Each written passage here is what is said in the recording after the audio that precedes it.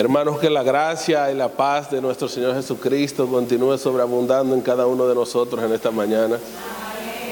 Qué privilegio, ¿verdad?, poder volver a predicar mirando esas dos sillas llenas, ¿verdad? ¿Cuántos se gozan de ver a nuestros padres acá una vez más? Dele un aplauso al Señor por la vida de ellos. Nos gozamos y nos alegramos de verlos nuevamente y saber que van a estar con nosotros nuevamente, ¿verdad? Así que este mensaje es para ellos. No, para todos. Hermano, en la semana pasada, en estas últimas semanas, hemos estado tratando un tema en los estudios bíblicos acerca de Cristo, y este tema abarca distintas expresiones de Cristo. Solo abarca 6 expresiones de Cristo. Dentro de ella el Cristo eterno o el persistente, el que estuvo desde antes de la fundación del mundo; el Cristo encarnado, que fue el que se hizo carne y habitó entre los hombres de aquella época; el Cristo crucificado, que fue cuando fue a la cruz; el Cristo resucitado. No era el mismo el Cristo que caminó en las tierras de Palestina al que resucitó, era totalmente diferente. Por eso los discípulos de Maús no le reconocieron, porque era muy diferente al Jesús que ellos acostumbraban a escuchar y a caminar con él.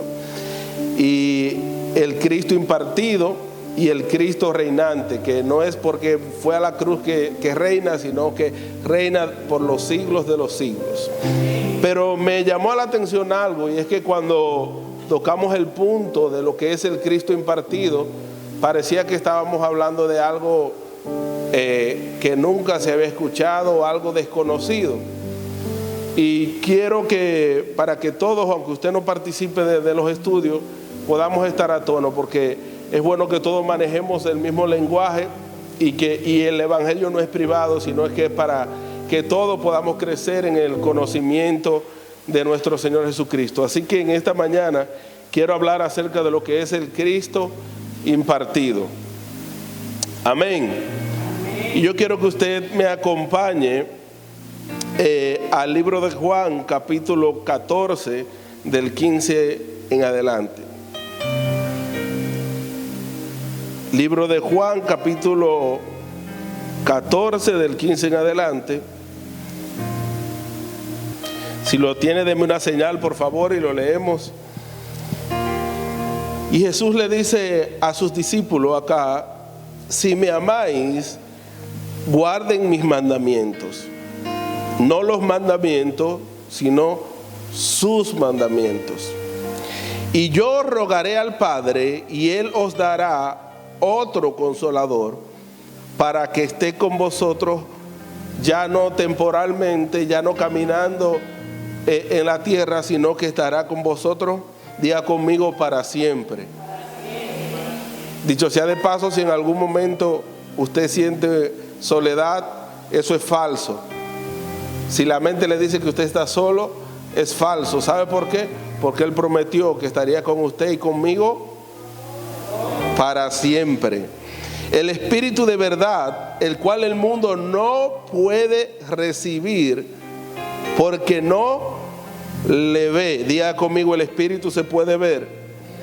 Ni le conoce, pero vosotros le conocéis, porque mora con vosotros y estará en vosotros. Mire qué específico es Jesús, porque no le dice mora en vosotros, sino mora con vosotros, porque hasta ese entonces el Espíritu solo estaba sobre. Pero dice, y luego estará en vosotros. No os dejaré huérfanos, vendré a vosotros.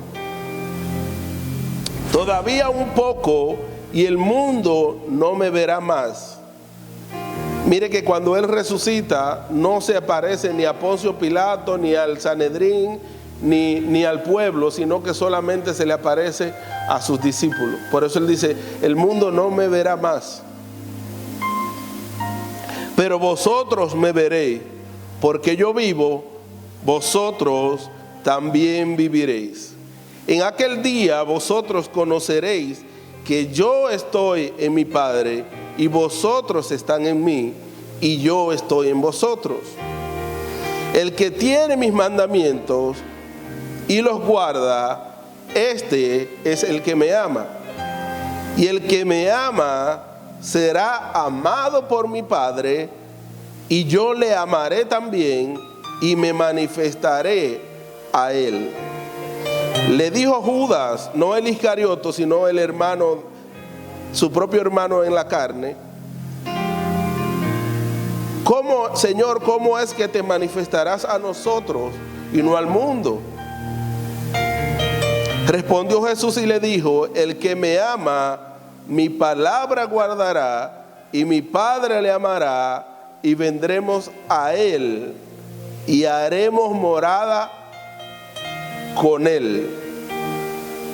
El que no me ama no guarda mi palabra, y la palabra que habéis oído no es mía, sino de mi Padre que me envió. Repito el 23. Respondió Jesús y le dijo: el que me ama, mi palabra guardará, y mi Padre le amará, y vendremos a él y haremos morada con él. Esto se ha malinterpretado por mucho tiempo, creyendo que los creyentes, que cuando Jesús dijo que iba a preparar morada, que lo dice en ese mismo capítulo, pero no lo voy a leer por causa del tiempo, Jesús estaba hablando de que él iba a hacer mansiones en el cielo. Él iba a hacer una ciudad con calles de oro, mar de cristal. ¿Usted ha escuchado eso? Por mala interpretación. Pero él nunca, cuando él estaba diciendo que se iba, él no iba, en ese momento él no iba al cielo. Su próximo paso era la cruz. Y en la cruz él iba a proveer morada para el Padre y morada para nosotros. Por eso hoy día nosotros estamos en él y él está en nosotros. Entonces él estaba prometiendo aquí, dice: quien me ama, mi palabra guardará, y yo y mi Padre, por medio del Espíritu, vendremos a ese que cree en mí y moraremos, haremos morada, ya no una visitación, como mucha gente todavía está hablando de esperando la visitación de Dios, sino que Él ahora habita en cada uno de nosotros de manera permanente y para siempre. Amén. Eso es bueno que lo tengamos bien claro, de que Él habita en nosotros, no los domingos cuando venimos al culto, no cuando nos arrodillamos en nuestra casa a orar, sino que Él habita permanentemente y para siempre. Amén. Y este Cristo impartido, esto es lo que se llama Cristo impartido, porque cuando Él estaba en la tierra, Él no podía ocupar dos lugares al mismo tiempo, ¿verdad que no? Jesús podía estar en Galilea, o podía estar en Samaria, o podía estar en Capernaum, pero no podía estar en los tres lugares al mismo tiempo. Y el discípulo que no le caía atrás no podía estar con Él, porque no podía estar con Él. Por eso Él le dice a ellos en este capítulo, si usted lo estudia completamente, dice: les conviene que yo me vaya. Les conviene que yo me vaya, porque si yo me fuere, entonces yo vendré a vosotros y haré morada con ustedes. Ya no caminaré físicamente, sino que ahora voy a habitar en cada uno de ustedes. Y esto estaba incluso profetizado múltiples veces en el Antiguo Testamento o en el Antiguo Pacto. Por eso es que Él en el Antiguo Pacto nunca habitó sobre el hombre, ni nunca habitó, aunque temporalmente la gloria de Dios descendía en el tabernáculo, que lo vamos a ver más adelante, y en el templo de David, creado por Salomón. Él venía de vez en cuando, pero su fin nunca fue habitar en templo hecho de manos de hombre, sino que la morada de Dios somos nosotros. Amén. Y a eso es que se le llama el Cristo impartido, porque ahora Él habita en cada uno de nosotros. Y venía profetizado incluso desde el Antiguo Testamento, una cita, un pasaje que podamos tomar. No voy a leer mucha Biblia hoy, pero ese es el cuadro del maná que descendía para alimentar al pueblo de Israel en el desierto. Era una simbología de este mismo Cristo impartido, porque el maná descendía y todos los que estaban en el desierto podían comer de él. Podían comer de él, solamente que era simbólico. Y segundo, ellos nunca entendieron, de tal manera que duraron 40 años comiendo maná, y para el maná para ellos siempre fue una incógnita. Por eso maná, lo que significa es, usted lo ha escuchado en otras ocasiones, ¿qué es esto? Es decir, no entendemos, pero sabe bueno, pero no lo entiendo. ¿Me explico? Entonces, luego Jesús dice, así como vuestros padres comieron el maná en el desierto y murieron, así es necesario que el Hijo del Hombre vaya a la cruz, para que vosotros comáis mi carne y bebáis mi sangre. Y ahí fue donde todos le dejaron, porque lo que había acontecido en el desierto, todo fue una simbología, pero hablando del contexto, era una simbología del Cristo que luego iba a ser impartido en cada uno de nosotros. Otra cosa que quiero decir es que Jesús, ninguno de los milagros que hizo, lo hizo por hacerlo. Los milagros que Jesús hizo no eran simples milagros, no porque lo hizo Jesús, sino porque cada milagro llevaba consigo un mensaje, una enseñanza y una profecía cumplida. Por eso vemos que Él no sana a un ciego, Él sana a varios ciegos y no los sana a todos de la misma manera. Él expulsa demonios y no los expulsa a todos de la misma manera. Él sana leprosos y no los sana a todos de la misma manera, etcétera, etcétera, etcétera. Dicho sea de paso, todo lo que Él sanó Él estaba revelando la condición del pueblo de Israel, que estaba leproso. Leproso era una condición de orgullo. Por eso en una ocasión ellos le dicen, pero nosotros nunca hemos sido esclavos de nadie. En otra ocasión le dice, nosotros somos hijos de nuestro padre Abraham. Y le hablaban con orgullo a Jesús. Los paralíticos era una simbología de un pueblo que estaba en una condición de parálisis. Los ciegos era una condición del pueblo que no le podían ver. Por eso decía él mismo que oyendo no oyen y viendo no ven. Sus sentidos estaban oscurecidos. Pero aquí quiero tomar, no lo voy a leer tampoco, usted lo ha leído muchas veces, si no, estúdielo en casa. Yo voy a ir dando la cita para que usted lo anote si quiere y lo pueda estudiar. En Juan capítulo 6, está en todos los evangelios, pero me gusta más este relato de Juan, en el verso del 15 en adelante. Podemos ver el milagro de la multiplicación, cuando Él en una ocasión multiplica los panes y los peces. Es uno de los pasajes más conocidos de Jesús. Usted ha escuchado eso, ¿verdad? La multiplicación de los panes y los peces no era un simple milagro. Él ahí también estaba mostrando una revelación, estaba dando señales de lo que luego iba a acontecer, que el Cristo iba a ser partido para luego ser impartido. Amén. Por eso vemos que Jesús cuando multiplica los panes y los peces, toda una multitud come de ellos. Es decir, que de un solo pan, eran tres, pero de una sola porción es la palabra, porque era la porción que iba a comer un niño. De una sola porción se imparte para todo un pueblo. Por eso vemos que Jesús le dice a los discípulos, luego de que comen, de que todo el mundo come, les dice, recojan todo lo que sobró para que no se desperdicie nada. Y usted podríamos pensar que estaban haciendo un acto de limpieza luego de un evento, pero no era un acto de limpieza. No era un simple acto de limpieza, mis hermanos. Número uno, era migaja, que en un desierto, migaja, que eso era mejor alimento para los bichos que están ahí. ¿Me explico? Lo que él estaba mostrando era cómo él iba a ser impartido a la iglesia. Primero iba a ser impartido en los apóstoles y luego a través de los apóstoles iba a ser impartido a la iglesia. Por eso dice, cuando está orando en Juan capítulo 17, le dice: Padre, yo oro por ellos y por lo que han de creer en mí, por la palabra, por el pan que yo voy a impartir en ellos, que ellos lo van a servir luego a toda la humanidad. Y por eso luego dice que nosotros, la iglesia debe ser edificada en el fundamento que Cristo puso, que es Cristo, de los apóstoles y profetas. ¿Hay alguien en casa? Lo veo muy callado ustedes.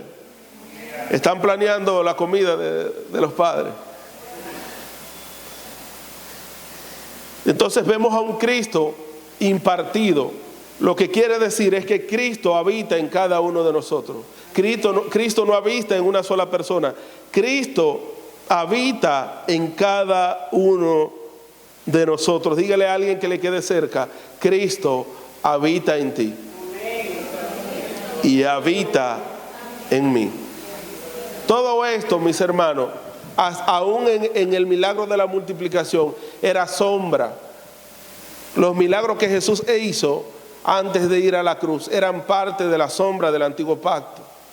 Por eso dice la Escritura que Jesús vino bajo la ley para que se cumpliese la ley. La mayor parte de Jesús, de la vida de Jesús, la vivió bajo el antiguo pacto. La vivió bajo la ley. Sus enseñanzas eran del nuevo pacto. Sus enseñanzas eran anunciando lo que venía, pero su vida era el cumplimiento de lo que estaba. ¿Me doy a entender? Repito, él vivió, enseñó acerca del nuevo pacto, predicó acerca del reino, que era lo que venía, pero su vida era el cumplimiento de todo lo que desde Génesis hasta Malaquías estaba escrito. ¿Me explico? Por lo tanto, eso era sombra. Todo eso tiene cumplimiento en Hechos capítulo 2. Cuando luego de que él muere, luego de que él va a la cruz, resucita y asciende al Padre, entonces luego en el día del Pentecostés el Espíritu Santo desciende sobre los apóstoles y los demás hermanos que estaban en el aposento alto. Y luego ahí, esa era la profecía del Cristo impartido, que iba a ser impartido en su iglesia. Amén. No es algo del otro mundo, no es una revelación nueva, no, eso está en las Escrituras. Usted lo puede leer, Hechos capítulo 2. ¿Me explico? Es el cumplimiento de algo que venía siendo anunciado desde el principio. E incluso, mis hermanos, yo puedo ver algo acá muy, muy importante. Y es algo que no es que la iglesia ha cometido un error, porque es parte, pero por muchos años, si usted se da cuenta, lo ha visto en campañas evangelísticas, lo ha visto gente evangelizando, y la iglesia por muchos años, luego del deceso de la mayoría de todos los apóstoles y el primer siglo, me he dado cuenta que nos hemos empeñado en mostrar a Cristo a ese Cristo impartido de una manera distinta. Porque la evidencia que la iglesia se ha empeñado en mostrar por todos los demás siglos es una tumba vacía. ¿Usted se ha dado cuenta? Y usted le pregunta a un creyente: ¿y por qué tú crees que Cristo, cuál es la evidencia de que Cristo resucitó? Y la respuesta es: porque la tumba de Mahoma están los huesos de Mahoma, en la tumba de Buda están los huesos de Buda, pero en la tumba de Cristo está vacía. Déjeme decirle una cosa, mis hermanos, esa es una evidencia, pero no es la evidencia exacta de que Cristo resucitó. Porque una tumba vacía se presta para muchas especulaciones. Lo primero, para nosotros, la tumba está vacía porque Él resucitó. Para los judíos, ¿usted sabe lo que ellos creían? Que la tumba estaba vacía porque de noche vinieron los apóstoles y robaron el cuerpo del Señor. Porque ese fue el edicto que el Sanedrín, lo que el Sanedrín promulgó para que no se creyera que Él había resucitado. Incluso Él decía al principio que aunque Él sabía que estaban hablando mentira de eso, y la primera mentira de eso es que nunca se muestra cuando mataron los centuriones que estaban en la tumba, porque por un hecho así esos centuriones iban a pagar lo mismo que Jesús pagó. Sin embargo, dice que a ellos le pagan para que dijeran que de noche vinieron los apóstoles y se los robaron. ¿Y cómo tú crees que 12 hombres desarmados van a poder con 2 hombres entrenados con espada para quitarle un cuerpo? Eso es. ¿Me explico? Pero aún así eso se presta a especulaciones. La tumba vacía se presta a especulaciones. Es una evidencia para nosotros, pero no es la verdadera evidencia. La verdadera evidencia, dígale a alguien, la verdadera evidencia de que un muerto ha resucitado es su propio cuerpo. La verdadera evidencia y la evidencia más exacta de que Jesús, de que Cristo resucitó, es su cuerpo. ¿Por qué la gente sabía que Lázaro había resucitado?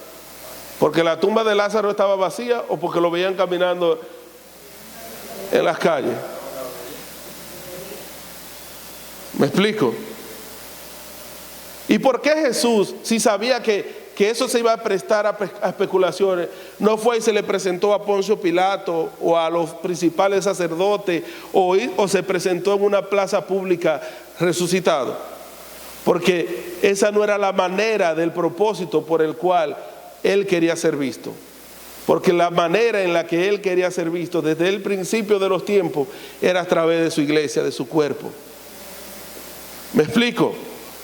Muchas veces nosotros nos gastamos tiempo mostrándole a otros, queriendo mostrarle por las escrituras y por estudios de historiadores a la gente que Cristo resucitó y que Cristo fue real. Y esa manera solamente puede traer luz intelectual a las personas y aún así va a seguir trayendo dudas. Pero la única evidencia que no solamente va a hacer que la gente sepa, sino que crea, es un cuerpo glorificado aquí en la tierra. ¿Me explico? Y la evidencia más exacta, dígale a alguien que le quede cerca, la evidencia más exacta de que Cristo resucitó somos tú y yo.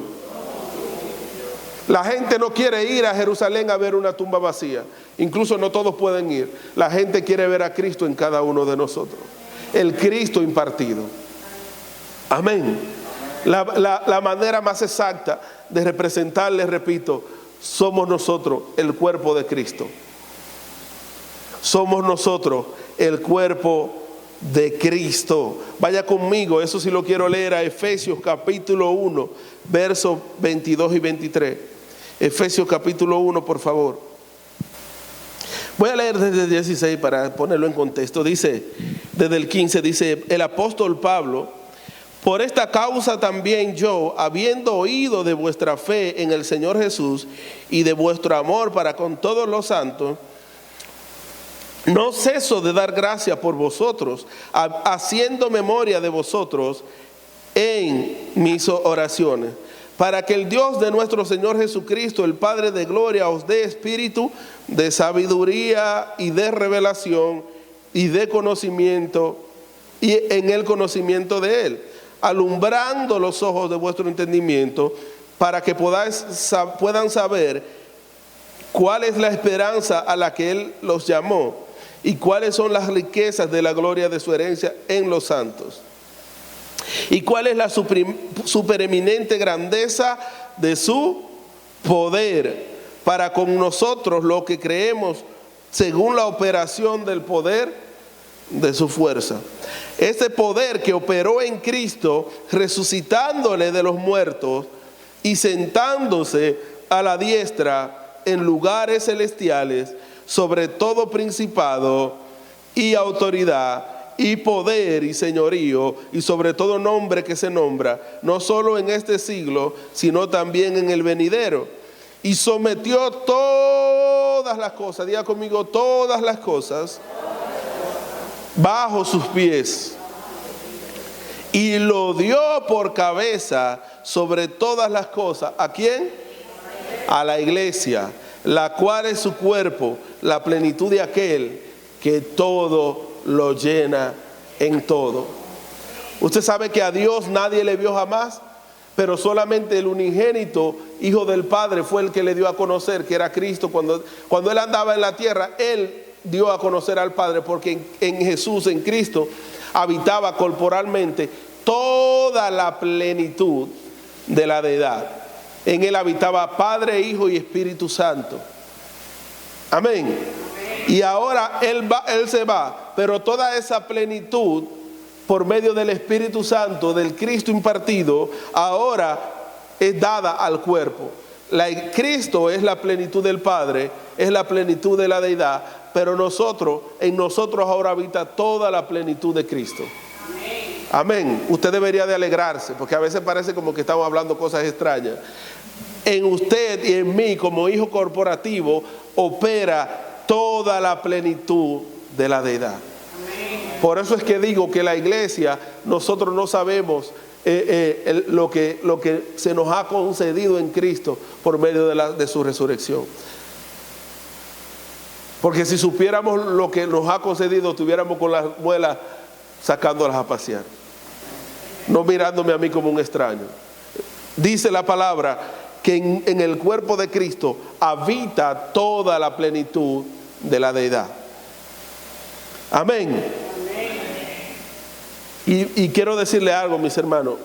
La manera por la que Cristo fue partido fue para que el cuerpo nunca más se dividiera.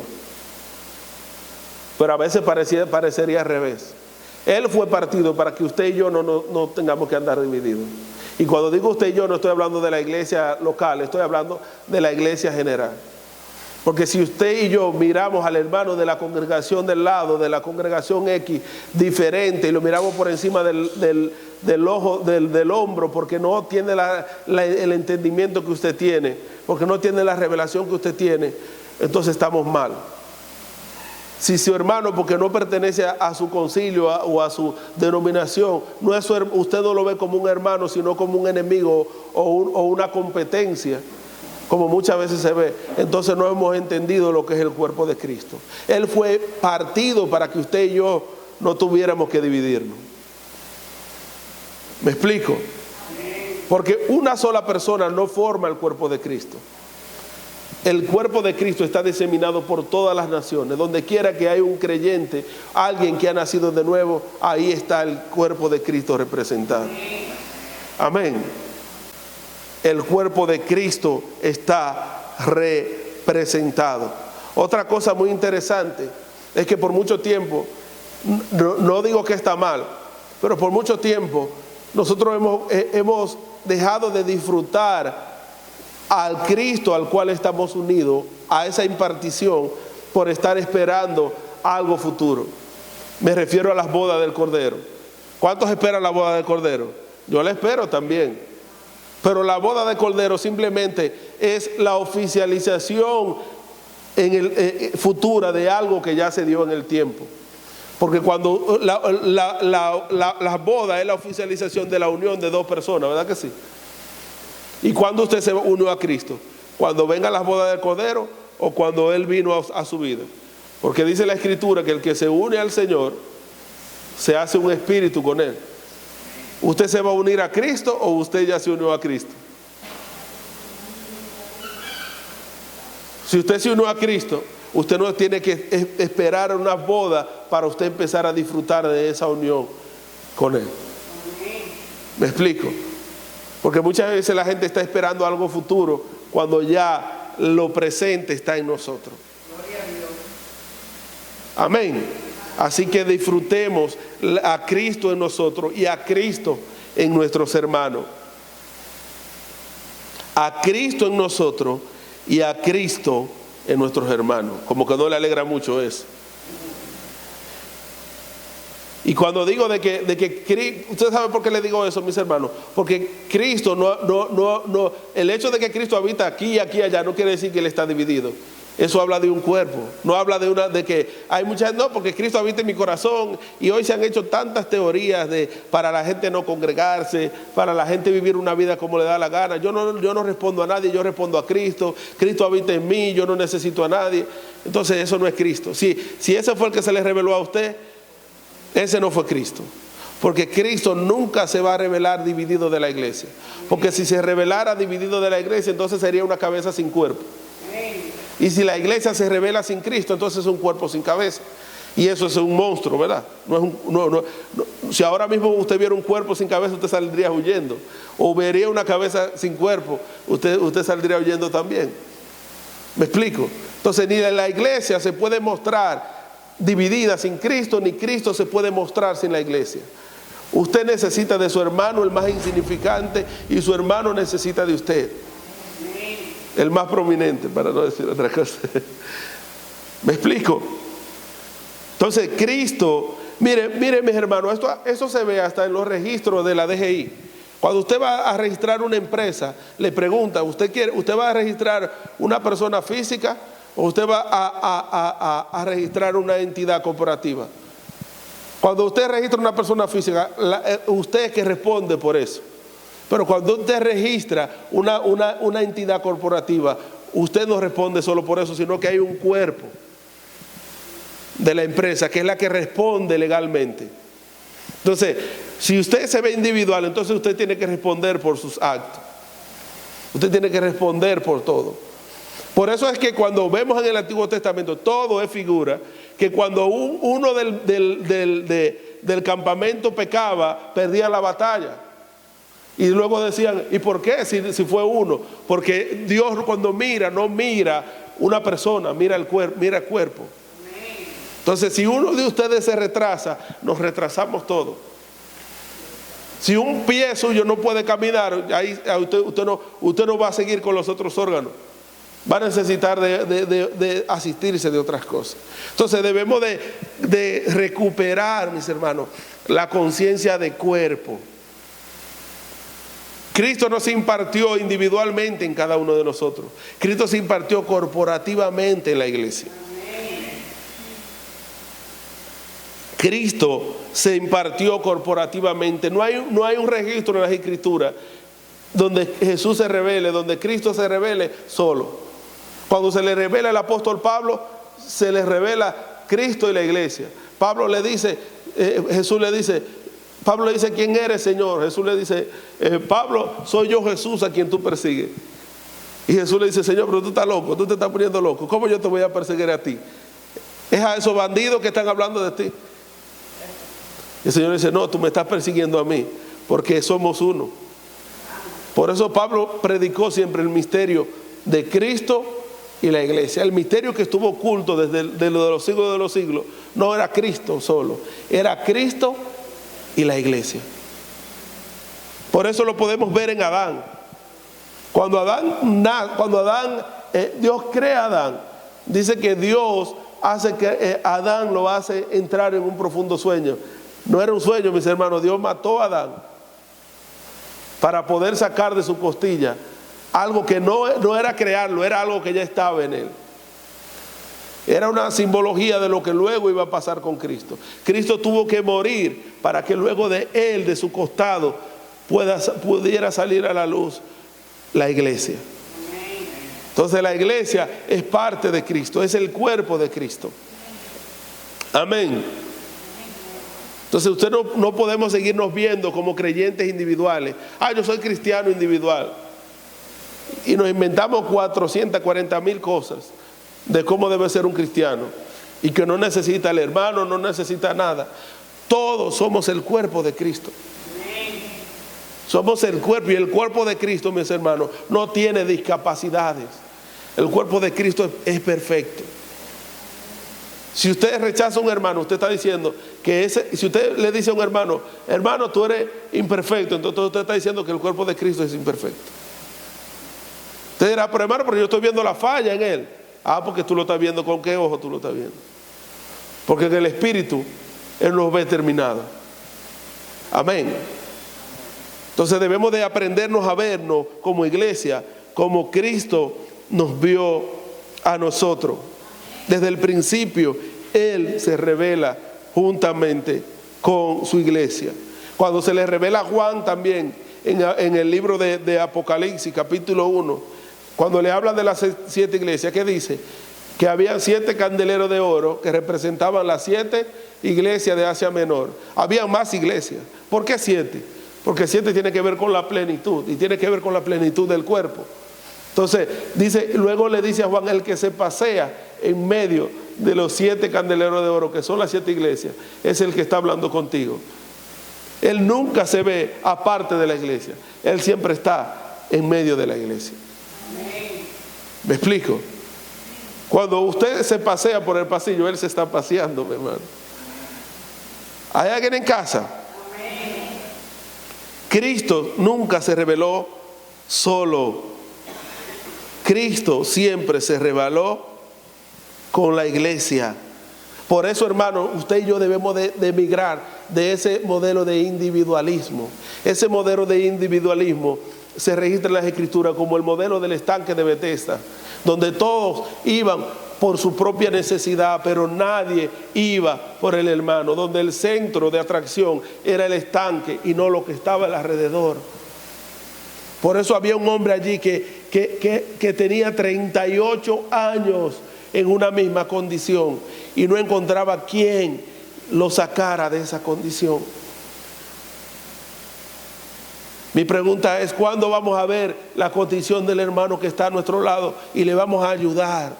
Mi hermano, yo sé que de todo lo que estoy hablando hay mucha gente aquí que me mira con los ojos de que no está entendiendo.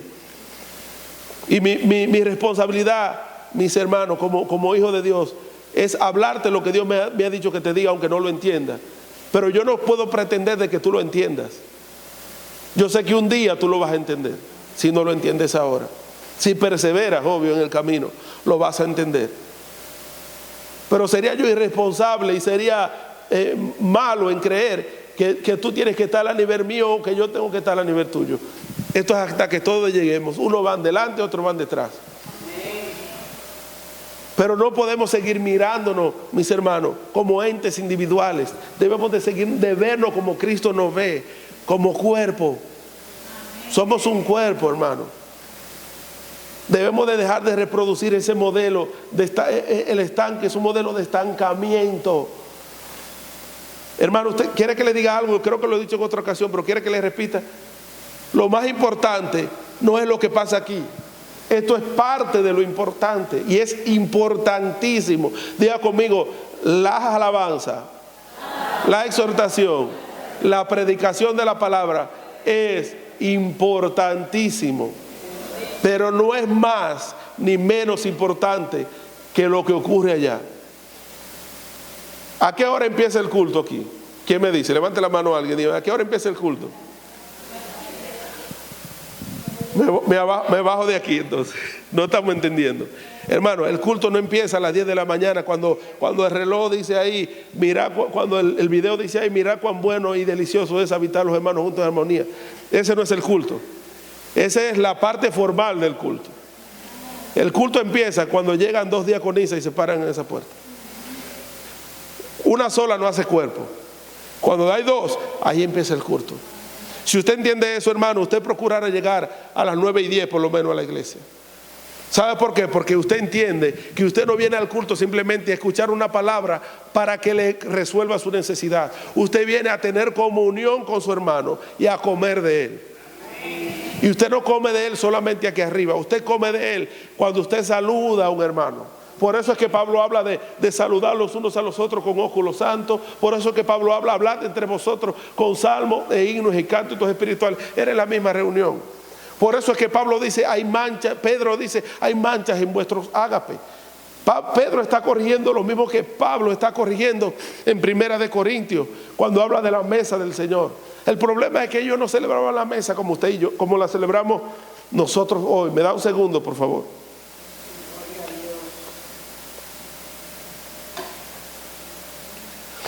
Nosotros celebramos la mesa y no estoy diciendo que ahorita vamos a hacer todos los segundos domingos de cada mes una comelona. No.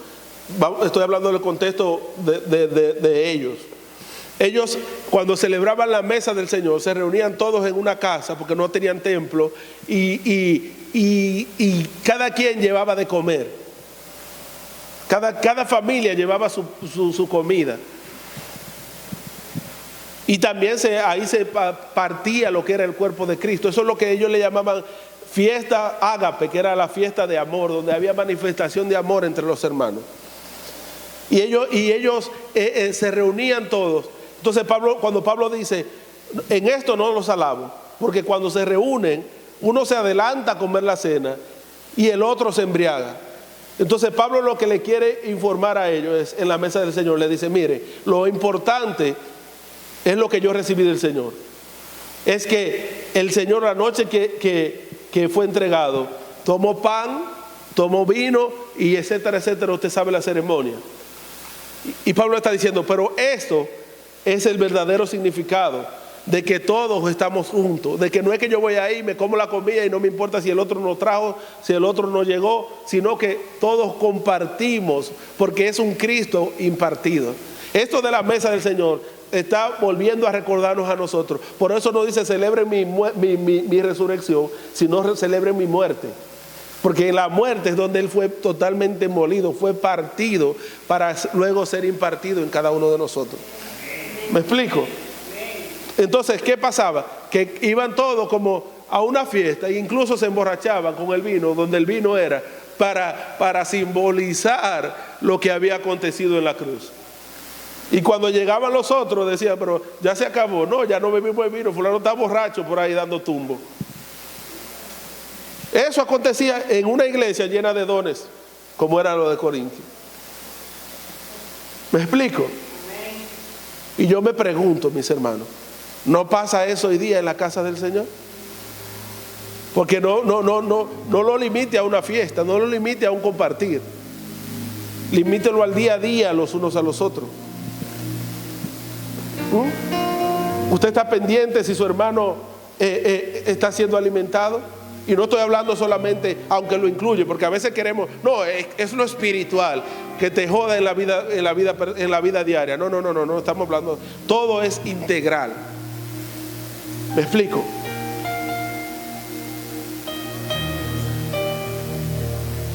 ¿Cómo estamos nosotros actuando, mis hermanos? ¿Cómo vamos a mostrar a Cristo así? Es más fácil decirle a la gente, sí, Él resucitó porque la tumba está vacía. Pero expresarlo por medio de su cuerpo es una tarea diaria, mis hermanos. Es una ardua tarea. No es algo fácil como que yo no tengo que hacer nada. Por eso Pablo le dice a Timoteo, esfuérzate en la gracia.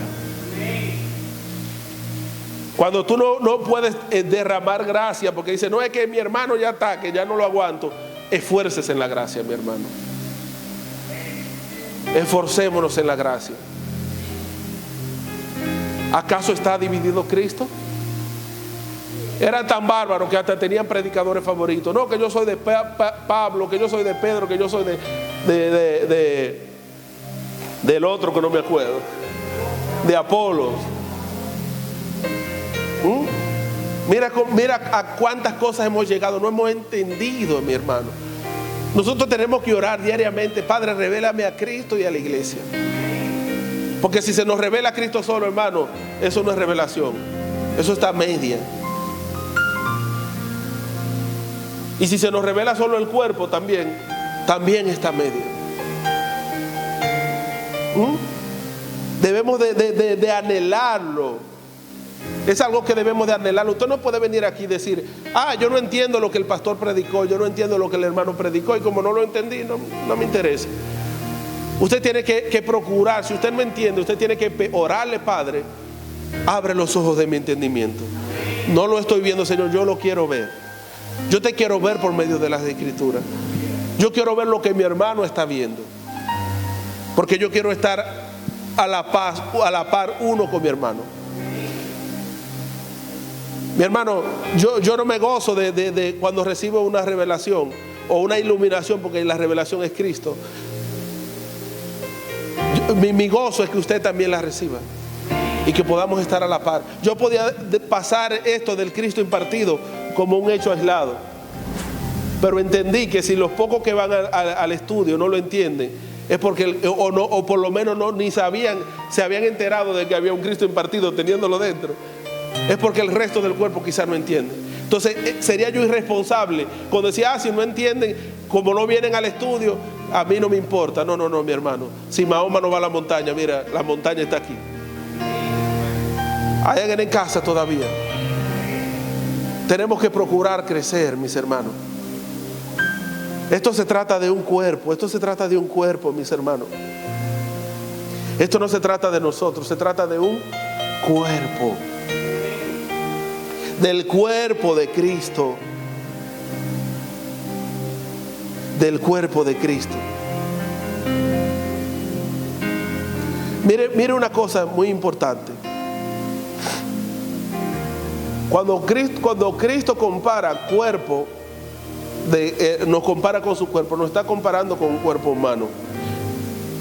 Es figurativamente también, pero nos está comparando con un cuerpo humano. Los que han estudiado un poquito o han ido quizá a un médico, le han explicado que todo lo que usted mueve de su cuerpo y todas las acciones de su cuerpo, ¿de dónde proceden? Mella que psicóloga, no es de la cabeza. Lo que el cerebro procesa es lo que, cuando usted mueve una mano, usted no movió la mano, el cerebro le dio una orden a su mano. ¿Me explico? Entonces, ¿por qué hacemos cosas sin la orden de la cabeza, que es Cristo? Y esto lo estoy hablando individualmente y corporativamente. Inclúyalo en el paquete de la vida en el Espíritu. ¿Por qué hacemos cosas fuera de la cabeza? ¿Por qué actuamos como si no tuviéramos una cabeza? ¿No? El cuerpo no puede mover nada sin la cabeza, mis hermanos.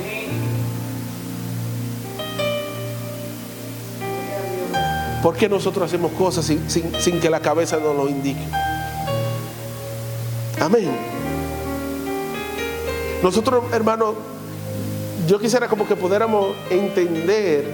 Yo no le estoy haciendo a usted más bruto, porque no se trata de bruto ni que yo soy más inteligente que usted. Se trata de ver a Cristo. Si no le vemos, hermano, por más que si yo me fuera, yo le explicaba a mi esposa esta semana, yo decía, mira qué es lo que pasa, esposa mía. Si yo me fuera ahora mismo al 1940 y le explicara a alguien del 1940 y le dijera, hay un celular, hay algo que se llama celular, que mide 6.5 de pantalla, tiene una pantalla táctil, ni va a entender táctil, ni va a entender celular, y tiene una aplicación que se llama WhatsApp, que por ahí usted le da es verde, y se la dibujo con mis palabras, tiene esta forma, y tiene un icono, y usted le da ese icono, y tiene algo que se llama cámara, ni cámara va a entender tampoco, y usted le da, y usted puede ver gente en la China, usted lo va a poder ver y hablar con esa persona. Quizá la persona hasta me crea, pero ¿qué va a hacer la persona? Se va a imaginar cosas que quizá cuando venga al 2026, usted lo trae ahora al 2026, le dice, mira, de eso era que yo te estaba hablando. Ah, pero yo me imaginaba que era algo de tal forma, pero no era así. ¿A cuánto les ha pasado? Que usted escucha a una gente hasta por teléfono o en la radio, y cuando usted veía el locutor te decía, ah, pero yo pensaba que era un hombre alto, apuesto, y era un señor bajito. ¿Cuánto le ha pasado? Eso pasa con las escrituras, mis hermanos. Si no le vemos, lo que estamos es creando imágenes falsas de lo que es Cristo. Esa es la urgencia de orar. Padre, alumbra los ojos del entendimiento. La fe no es bruta, la fe entiende, la fe ve. ¿Me explico? Esto no es de que, que yo lo creo por fe. No, usted tiene que verlo. Se trata de verlo a Él. Por eso Jesús dijo que el que no nace del agua del Espíritu no puede ver el reino. El reino se ve, mis hermanos. Es espiritual, pero se ve en el Espíritu. Esto no es un juego. Debemos de orar. Padre, yo quiero verte. No es una simple canción por cantarla. Es que usted lo debe de anhelar en su corazón y orarle al Padre. Padre, revélame a Cristo. Yo quiero verte, Señor. Yo quiero verte expresado, porque si no te veo, no te voy a poder expresar. No te voy a poder expresar. Y por último, ya estoy terminando, mis hermanos. Yo quiero que nosotros podamos entender qué es el cuerpo de Cristo y qué es el cuerpo, porque nosotros no entendemos. Mire, hoy día hay gente, yo veo tanta gente preocupada por un reportaje y tantas ideas en contra y a favor. Algunos defienden a los hermanos en la fe, pero lo defienden de una manera incorrecta, y otros lo defienden bien también, y otros lo atacan, y se ha creado todo una discusión, porque no entendemos lo que es el cuerpo, y no entendemos lo que es la iglesia del Señor. Usted quiere ver 3 ejemplos, le voy a dar 3 ejemplos breves, no lo voy a leer ni nada, de lo que es el cuerpo de Cristo y lo valioso que somos para Él, mi hermano. Esto acaba con la guerra espiritual. Número 1, mis hermanos, el primer ejemplo que le quiero poner es el ejemplo de Abraham. Dice que Abraham llegó a casa a la tierra de Abimelech, creo que se llamaba, el rey de los filisteos. Y dice que Abraham tuvo miedo porque su esposa era hermosa, pero aún así dice que el rey toma a la esposa de Abraham y la toma para mujer, para mujer. Usted sabe de lo que yo estoy hablando. Pero dice la Biblia, aún Abraham había mentido para preservar su vida. Pero dice la Biblia que cuando este hombre se acostó, dice que el mismo Dios le habló y lo reprendió y le dijo: mira, si le pone la mano, parafraseando estoy, a la esposa de Abraham, mi amigo, te mato. Usted sabe lo que significa ponerle la mano al cuerpo de Cristo. Y nosotros somos tan ligeros en hablar de un hermano, en hablar de la iglesia, de la otra denominación, porque no se expresa como nosotros nos expresamos. Porque Sara, si lo leemos en Gálatas, representa a la iglesia, la Jerusalén de arriba. No era simplemente porque era la amiga, la esposa de Abraham, porque Dios estaba hablando figurativamente. Y dice que Abraham le salió el Dios le salió al encuentro. Y tú sabes lo que hizo Abimelech al otro día, que Abraham era riquísimo y lo puso más rico todavía. Le dio ganado, le dio de todo, asustado. Hermano, a veces nosotros estamos pendientes de la persecución que va a venir. Y la persecución viene muchas veces para que nosotros podamos movernos, porque mientras estamos en bonanza, estamos bien. Y no nos importa el propósito eterno de Dios. Y Dios tiene que sacudir la mata. Otra escena, y es con los filisteos también. Siempre los benditos filisteos, lo feo es. Dice la Biblia, hablando del arca del pacto, y yo quiero que usted entienda brevemente. Yo sé que usted quiere ir a celebrar por ahí, pero esto le va a aprovechar más que la comida que usted se va a comer, para que podamos entender en contexto. El arca del pacto o de la alianza era una caja de madera que Dios le dijo a Moisés, le dio el diseño y le dio las personas específicas que la iban a construir. Y Dios le dijo a Moisés que construyera una caja de madera de acacia, la revistiera de oro, y era una madera, una caja cuadrada, pero que en esa caja pusiera 3 elementos. Número 1, las tablas del pacto, las tablas de la ley.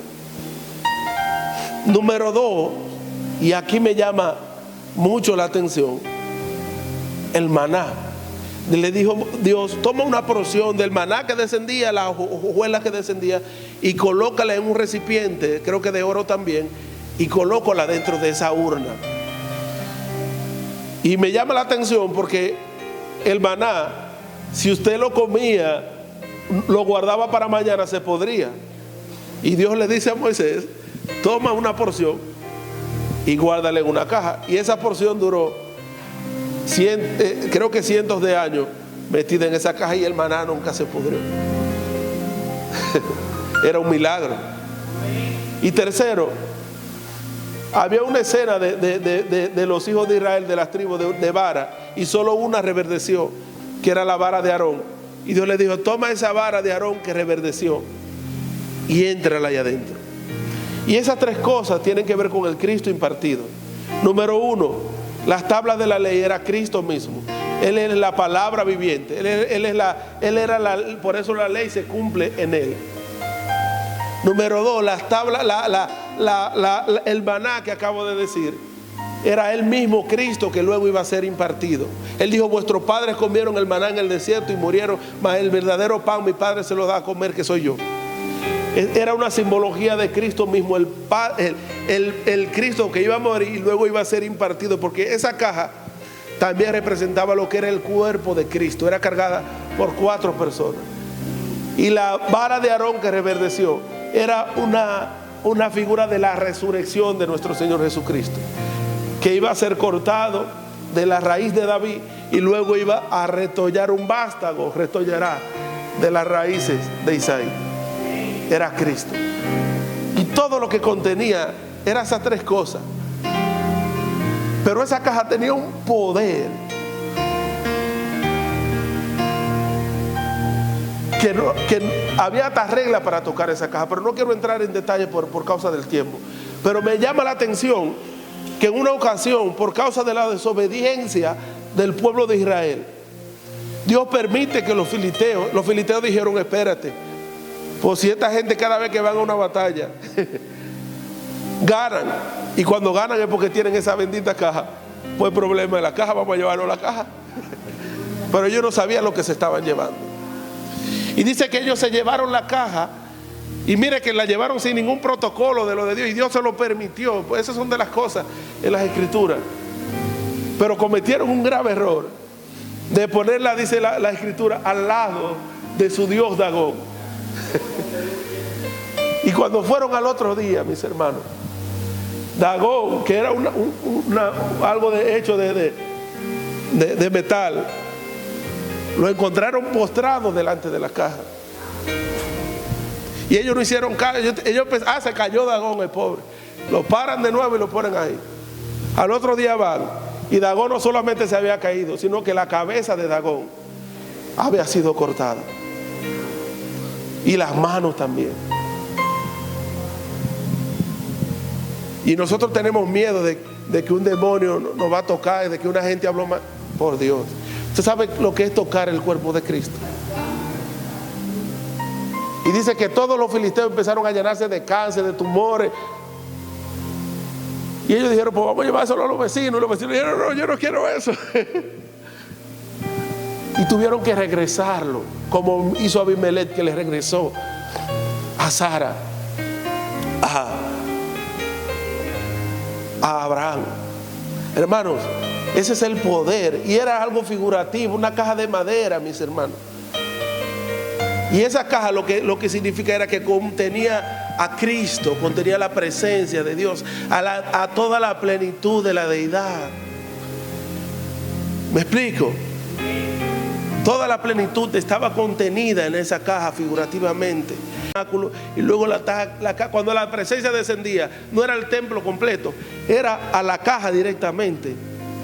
Incluso dice que habían 2 querubines figurativamente que cuidaban esa caja.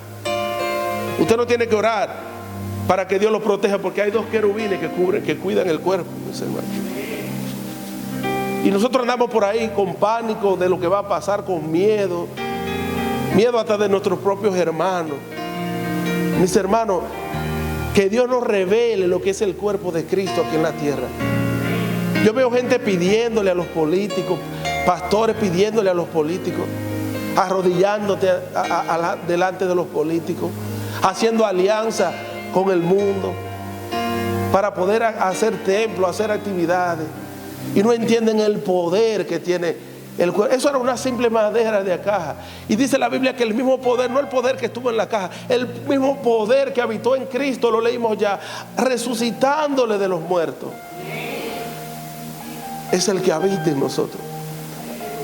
Y por último, mis hermanos, la reina Esther, mis hermanos, dice la Biblia que en una ocasión hubo un bandido llamado Amán que se ensañó en contra del pueblo de Dios. Usted lo ha leído también. Mayormente las mujeres leen mucho esa historia. Y hizo que el rey promulgara un edicto para exterminar a todos los judíos. Esta era una representación de la iglesia. Y dice que todos los judíos se pusieron de acuerdo en ayuno, oración.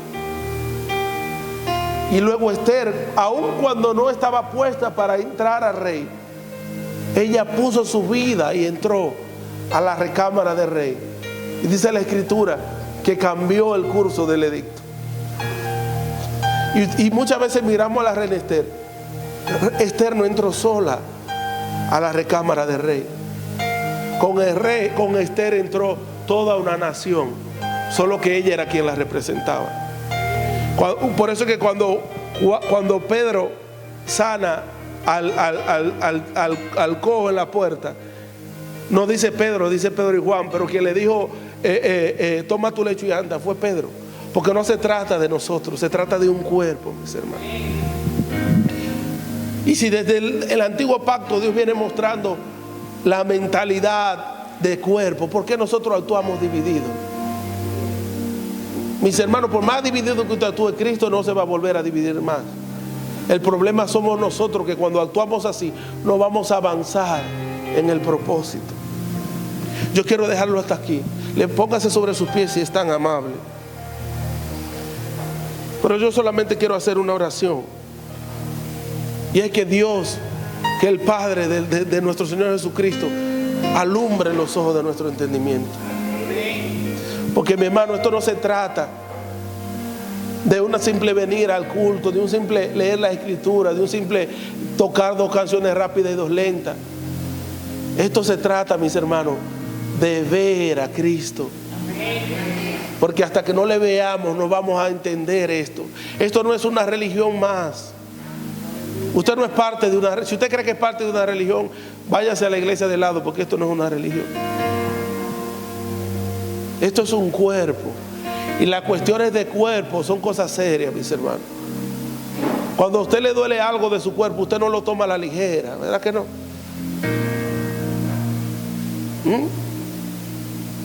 Usted ve eso que se ve hoy día de tanta gente que se quiere modificar el cuerpo físico para verse mejor. Usted me excusa si usted tiene esa mentalidad, pero eso es decirle a Dios: no me gusta como me hiciste, así que yo me voy a hacer a mi imagen y a mi semejanza. Porque una cosa es salud y otra cosa es estética. Y por más que usted lo cubra y le haga cosas, ese cuerpo va a envejecer, mi hermano, y se va a podrir, se lo van a comer los gusanos. No estoy hablando de si es pecado o no es pecado. Lo que quiero decir con esto es que eso mismo está pasando. Lo que está pasando fuera es lo que está pasando dentro del cuerpo de Cristo. La gente diciéndole a Dios: eso que tú dices en tu palabra no es así como tú lo dices, es como yo creo que debe de ser. Y cada quien con un Dios, un Cristo. Un día dije esto, que tenía, la mayoría de gente tenía un Cristo imaginario, y muchos me crucificaron. Pero yo no cambio de postura, porque no se trata de lo que yo creo, sino de la realidad. Un Cristo imaginario, mis hermanos. Y ponemos a Cristo a nuestra imagen y semejanza. El Dios que yo quiero, yo voy a la iglesia cuando quiero, o a la reunión, porque la iglesia somos nosotros. Yo hago las cosas cuando quiero. A mí nadie me puede corregir, porque yo soy libre en Cristo. Y no hemos inventado tantas cosas. Hemos modificado el cuerpo a nuestra manera. Le hemos puesto tantas cosas al cuerpo que no son del cuerpo. Y ahora a esta generación yo sé que le toca quitar tantas cosas, tantos escombros que le hemos tirado arriba al cuerpo, mis hermanos. ¿Cuánto más le vamos a seguir tirando al cuerpo? Levante sus manos ahí para no quitarle más tiempo y dígale: Padre, revélate a mí, Señor. Revélanos a Cristo y a la iglesia, Señor. No queremos una revelación a medias, Señor. Padre, alumbra los ojos de nuestro entendimiento, Señor. Padre amado, porque hasta que tú no seas revelado, nuestros ojos no sean alumbrados, vamos a estar viviendo una simple religión, Señor. Padre amado, queremos inquirir, queremos ser diligentes en esto, Señor. Padre amado, a veces decimos que no tenemos tiempo para leer las escrituras y le echamos culpa al trabajo. Miren, mis hermanos, si nosotros vemos un poquito así, lo que no vamos a tener tiempo para hacer otra cosa, porque vamos a seguir viendo y escudriñando y buscando para ver más, porque esto es como la luz de la aurora, que va en aumento hasta que el día se hace perfecto. Padre, que la escama de nuestros ojos puedan caer como cayeron las escamas del apóstol Pablo. No tengo otra oración en el día de hoy, Padre, y alumbra los ojos de nuestro entendimiento. Quita el prepucio de nuestros corazones, Señor. Quita todo velo, Señor. Quita todo orgullo, Señor, que nos impide verte, Señor. Toda coraza, todo orgullo, todo velo, Señor. Que procuremos verte, Señor. Que procuremos verte, Señor. Padre, alumbra los ojos de nuestro entendimiento, Señor. Que yo no vea al hermano como un ente dividido, Señor, externo a mí, sino que yo pueda ver a mi hermano que está unido a mí, Señor. Por más insignificante que en la carne yo lo vea, por más errores que cometa, Señor, sigue siendo mi hermano, Padre. Oh, Padre de la gloria, revélanos a Cristo. No tengo otra oración. Dígale al Padre: Padre, revélanos a Cristo. Alumbra los ojos de nuestro entendimiento, Señor. Pon en nosotros ese mismo sentir que hubo en Cristo, Señor, el cual, siendo Dios, no estimó ser igual a Dios como cosa que aferrados. Que nos podamos despojar de tanto conocimiento humano, de tantos argumentos humanos, Señor, para verte a ti, Señor. El Padre quiere que le disfrutemos. Esta vida no es una vida simplemente de afán religioso, es una vida de deleite. El hermano Ángel predicaba el otro día acerca del descanso de Dios. Déjeme decirte que no hay otro descanso para el pueblo de Dios. Ya estamos en el descanso. Tú decides si lo aprovechas o sigues viviendo en el afán. Porque cuando Él dijo consumado es, reposó de sus obras. Todo está consumado.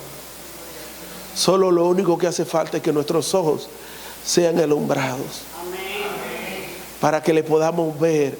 Hermano, no lo vea esto imposible, le podemos ver. Y no es ver a un hombre con una bata blanca y una barba, no. Es verle en el espíritu.